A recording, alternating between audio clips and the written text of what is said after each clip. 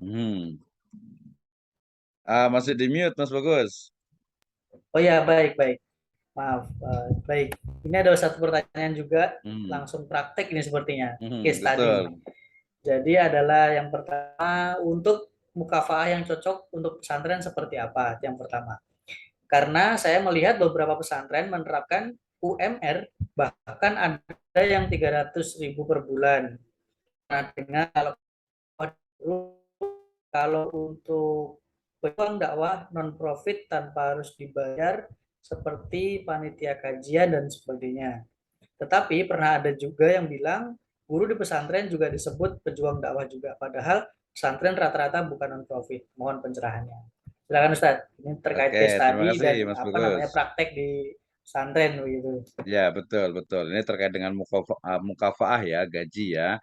Jadi penanya ini melihat bahwa di pesantren ini sering sekali di bawah UMR gitu, bahkan masih ada yang 300.000 sebulan. Nah, karena mungkin menganggap bahwasannya tadi ya seorang ustadz, seorang dai, seorang guru itu dia harus tadi ikhlas ya. Tadi saya nyebutnya dengan the power of lillahi ta'ala gitu ya.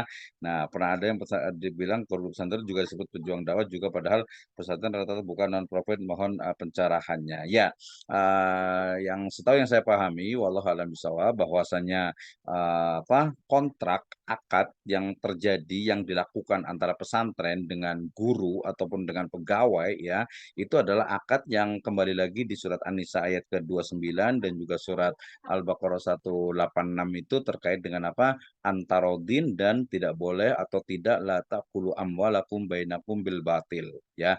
Jadi ketika akad berlangsung itu di sana ada keridoan, ada keikhlasan, mengetahui hak dan kewajibannya sehingga kemudian aufu bil uqud dengan antarodin minkum itu berlaku.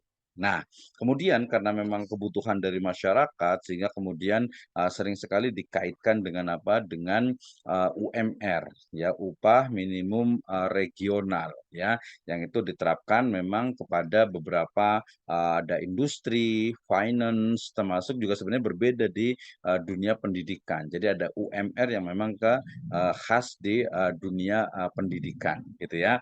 Nah, kemudian memang dengan perkembangan zaman tentu saja kebutuhan dari masing-masing guru, ustadz itu dia akan meningkat, akan berbeda gitu sehingga kemudian ya banyak ya akhirnya kemudian karena ingin menggaji gurunya kemudian dia biasanya menerapkan untuk menetapkan SPP ataupun uang kepada santrinya itu lebih mahal dengan alasan tadi untuk manajemen yang memang cost-nya itu cukup tinggi ya sehingga kemudian ya bisalah gurunya meningkat gitu ya tetapi kemudian pembayaran di pesantren itu dia lebih tinggi. Kenapa dulu itu di Salafiyah itu sebagian besar bahkan ada tidak digaji karena memang santrinya juga tidak digaji gitu ya. Santrinya itu tidak membayar gitu kan ya.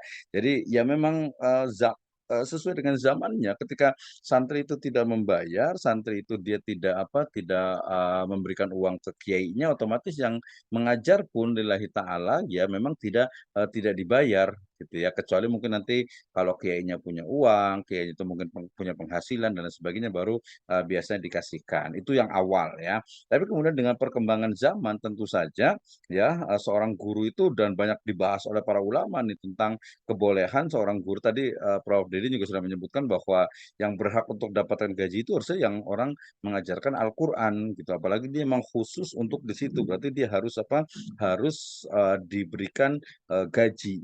Nah, berapa gaji besarnya? Nah, ini tentu saja pertama adalah asasnya itu adalah antarodin, saling ridho, kemudian sesuai dengan kesepakatan di awal gitu ya. Nah, kemudian yang paling penting adalah juga kemampuan dari lembaga itu sendiri. Nah, ini yang paling penting ya. Walaupun ini perlu riset lebih mendalam, Mas Bagus ini ya terkait dengan banyak nih uangnya banyak ke yayasan misalnya kadang gurunya ini kok gurunya digajinya kecil padahal yayasan uangnya banyak atau santrinya bayarnya padahal mahal gitu ya. Nah, ini kayaknya perlu transparansi, keterbukaan atau mungkin kebijakan-kebijakan yang bisa memahamkan kepada guru, ustadz ataupun pegawai bahwa ya gajinya ya tidak terlalu kecil, tapi sesuai dengan apa?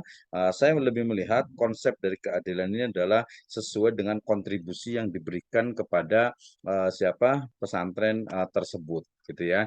Jadi pasti akan berbeda ustadz tetap, guru tidak tetap, pegawai, kemudian nanti ada komponen-komponen yang itu dipelajari di Islamic Reward Management yang kemudian ujungnya adalah keikhlasan itu menjadi hal yang sangat penting tentu saja dalam konteks belajar mengajar di pesantren. Tetapi kemudian kebutuhan ataupun keperluan dari orang yang mengajar itu juga harus dipenuhi. Sementara pemenuhan kebutuhan ya mungkin tidak 100% bisa dipenuhi oleh lembaga sehingga kemudian ada kesepakatan untuk jumlah gajinya sejak awal ya sehingga kemudian tidak juga kemudian seorang pejuang dakwah ustadz atau dai itu tidak dibayar sesuai dengan semestinya gitu ya sesuai dengan tadi kontribusi yang diberikan dan juga kemampuan dari lembaga dengan syarat juga pengelolaannya adalah transparan, tidak ada la tadlimuna wa la tudlamun, tidak ada yang dizolimi. Itu Mas Bagus. Baik, Masya Allah. Panjang sekali itu. Semua pembahasan kita insya Allah akan bermanfaat pesantren. Satu lagi pertanyaan, kurang Oke, lebih